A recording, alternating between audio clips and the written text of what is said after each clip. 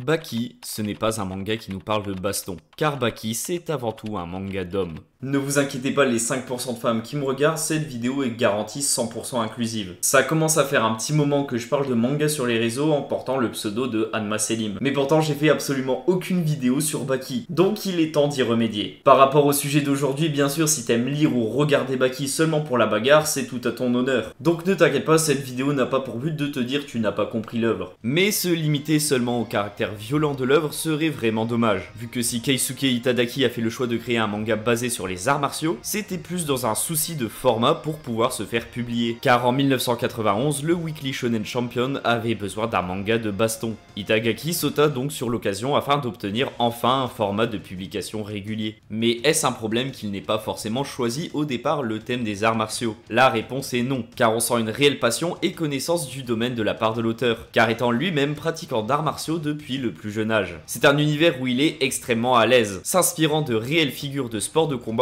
ou pouvant même s'y prêter lors de la création de ses personnages. Mes inspirations préférées sont celles qu'il a utilisées pour Doppo Orochi et Biscuit Oliva. Le dieu du karaté a été basé sur Masutatsu Oyama, un pratiquant du Goju-Ryu qui est un style de karaté typiquement japonais. Pendant que son homologue affrontait des tigres, lui testait sa force contre des taureaux. Il en aura affronté plus d'une cinquantaine lors de sa vie, coupant à l'aide du tranchant de sa main leurs cornes. Oui, je ne fais que rapporter des faits, libre à vous d'estimer si c'est de la maltraitance animale ou non. Dites-vous qu'il avait prévu de s'exiler pendant 3 ans dans les monts Kiyosumi avec son élève, mais au bout de 6 mois, il aura abandonné. Ouvrant des années plus tard son dojo avec son propre style de karaté, le karaté Kyokushinkai. Ensuite, pour le cas de Biscuit Oliva, l'homme à la force brute et la musculature la plus importante de Baki, il tient son physique exceptionnel de Sergio Oliva, un bodybuilder de l'âge d'or qui aura battu et forcé l'admiration de Arnold Schwarzenegger, le genre d'individu dont la proéminence de sa carrure n'a d'égal que son appétit. Et ironiquement, il était policier. Bien sûr, leur version dans le manga est stéréotypée au maximum, et c'est totalement voulu. Si le manga Baki vous a déjà paru un peu abusé de par ses combats ou par le fait de voir un mec courir sur l'eau, c'est pour une bonne raison. L'histoire sert un propos. Elle veut te pousser à réfléchir sur les limites d'un sujet. Et quoi de mieux que de le démontrer par l'absurde? Je vais peut-être me répéter, mais Baki est un manga qui t'apprend ce qu'est un homme. Ou plutôt réfléchir à ce concept au travers de la caractéristique la plus évidente chez l'homme, sa force. L'intro de l'anime résume tout. Aucun homme n'a jamais envisagé cette possibilité. Bien qu'entre nous, être le plus fort n'est pas seulement une histoire de bagarre.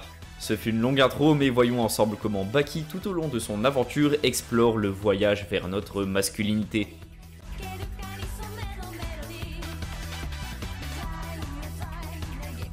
Cette partie nous introduit un jeune garçon plein de vie de 15 ans ayant assez de talent afin de vaincre la crème du karaté sur leur propre terrain. C'est limite du manque de respect, dites-vous qu'il a appris cet art martial seulement au bout d'un mois à l'aide de livres. On y suivra donc les combats du jeune garçon face à des styles assez variés bien que très stéréotypés, jusqu'à l'introduction du père de Baki, l'ogre Yujiro Hanma. C'est à partir de là qu'on remontera le temps pour voir une version plus jeune de notre protagoniste, exposant un peu plus ses motivations. Ici on exploitera la relation mère-fils que vit le personnage principal. Baki est le fils de l'homme le plus fort du monde, mais aussi d'une riche héritière, qui n'a vraiment que faire de son enfant. Elle ne cherchera qu'à le rendre plus fort pour assouvir les ambitions de son mari, qui lui ne la considère pas vraiment. Il la voit comme une pondeuse pouvant lui donner potentiellement naissance à un digne rival. Donc je vous résume le tableau. Baki veut l'attention de sa mère veut celle de Yujiro, et Yujiro veut juste un fils qui le mettra au défi.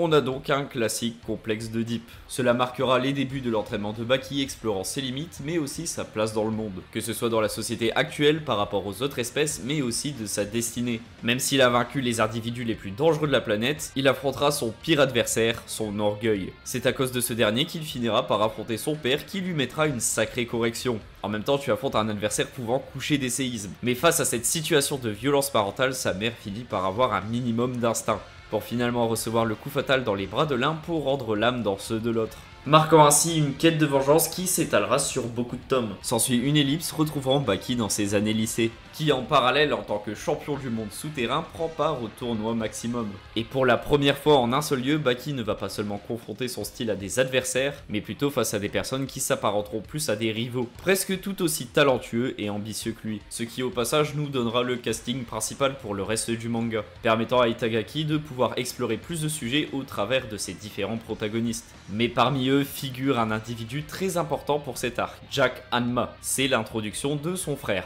Enfin un demi-frère.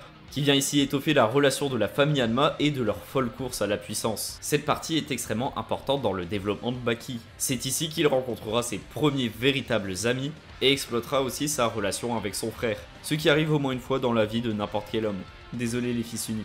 Il y a fort à parier que tout ce que je t'ai raconté, tu ne l'as probablement pas vu. Car la plupart des gens ont découvert Baki avec la série Netflix, qui adapte en premier l'arc Prisonnier, où on retrouve un Baki qui approchait les 18 ans. Donc vraiment, si t'as découvert Baki seulement à partir de cette période-là, je t'invite à découvrir ce qu'il y avait avant. Cet arc commence à explorer un nouveau propos. Comment Baki peut-il vaincre l'homme le plus fort du monde s'il n'en devient pas un lui-même? Et c'est justement quelque chose qui va de pair avec les relations avec le sexe opposé. Yujiro en touchera deux mots dessus. Car oui, depuis tout à l'heure on dit les hommes, mais les femmes ça existe quand même. Et quoi qu'on en dise, les deux vont de pair. Que ce soit dans les bons comme les mauvais moments. On est des humains avant tout déjà. C'est pour cela que l'arc du tournoi Raitai explore une partie un peu moins ancrée dans l'imaginaire collectif de l'homme. Le fait de se retrouver dans une situation insurmontable par soi-même. Au point de se poser cette question, est-ce que accepter l'aide des autres est un signe de faiblesse? Le thème de la faiblesse est aussi poussé avec le personnage de Kakukayo. Pouvons-nous être des hommes forts en étant faibles physiquement? C'est un arc qui est quand même assez chargé car il étoffe aussi la relation père-fils. On sent que Baki commence à avoir une relation un peu plus de rivalité que de haine envers son père. Il le déclarera justement à la fin, il ne cherche plus à être le plus fort, mais seulement dépasser son père. Il déclarera que si son père était l'être le plus faible du monde, il se contenterait de la deuxième place, se déclarant au passage comme digne d'affronter son père. Même si avant tout ça débute Son of Ogre où se lance le plan de préparation pour ce fameux combat. Baki commence déjà par vouloir surpasser les récents exploits de son père. Ce dernier venait de vaincre à main nue un éléphant capable de raser une armée. Donc quoi de mieux que d'imaginer une menthe religieuse de 2 mètres de haut. Sur le papier, ce que fait Baki n'a rien de magique, c'est du shadowboxing, une pratique très courante lors des entraînements au sport de combat. Mais ce qui est vraiment intéressant, c'est la réaction de son père, se moquant de la fantaisie de son fils. Car rappelons-le, Baki est en quête de devenir un homme, mais pourtant il ne semble pas avoir le besoin de rejeter ce qui est propre à l'enfant, l'imagination. Mais bien sûr, ce n'était qu'un échauffement pour affronter le véritable mur avant l'affrontement père-fils. Car on se retrouvera face à l'homme le plus fort des États-Unis, The Unchained Biscuit Oliva. Pendant cet arc, on y verra deux thématiques liées à l'homme. La plus évidente, c'est le culte du corps, symbole de la force d'un homme. Et la seconde, c'est tout simplement la liberté, car tout homme devrait l'être. C'est dans le pays éponyme que Baki prouvera la sienne. Viendra ensuite une dernière épreuve qui est pourtant très simple. Face à un adversaire dénué de toute impureté, nous renvoyant à ce que nous sommes, de simples bêtes primaires n'obéissant qu'à la loi de la nature. Pickles prouvera à Baki comme à nous que le désir de se tenir au sommet ne date pas d'hier. L'arc Son of Ogre se clôturera par l'affrontement du père et du fils. Deux combattants au sommet de leur art, deux rivaux, deux hommes. Comme dans la vraie vie, lors d'un conflit familial, l'important ce n'est pas qui le gagnera, mais l'état de leur lien. Surtout qu'on parle de Yujiro Hanma. Ce personnage est fait pour gagner, c'est lui le représentant du manga. Sans lui, pas d'histoire, mais surtout pas le même sens dans les propos de l'auteur. On va faire un test. Posez-vous 2 secondes et listez un petit peu les caractéristiques qui font selon vous un homme. C'est bon, vous avez fini? Alors, est-ce qu'il est fort à la bagarre, ne craint personne, peut boire du whisky de 100 ans d'âge cul sec, éteint ses clopes avec des saltos et est-il capable d'appeler le président des États-Unis pour le menacer? En somme, est-ce que c'est quelqu'un qui fait ce qu'il veut quand il veut? Osez me dire que votre définition n'est pas proche de tout ça. Yujiro, c'est le cliché de la masculinité poussée à l'extrême. Il est si viril qu'à ses yeux, les autres hommes sont des femmes. Pour ceux qui ont lu, vous savez. Donc lors de ce combat, Baki, qui est un peu plus doux et empathique, trait qu'on associe plus au genre féminin, affronte plus sa masculinité que réellement son père.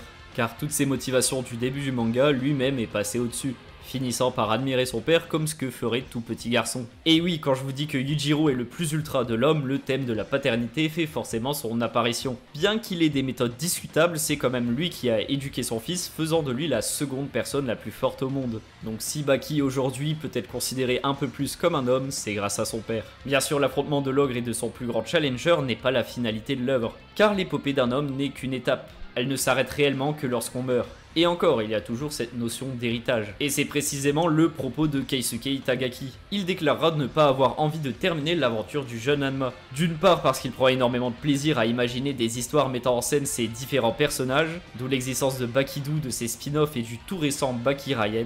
Mais on peut aussi se dire que symboliquement cela correspond bien à ce que nous transmettent les combats de Baki. Être un homme est un combat sans fin.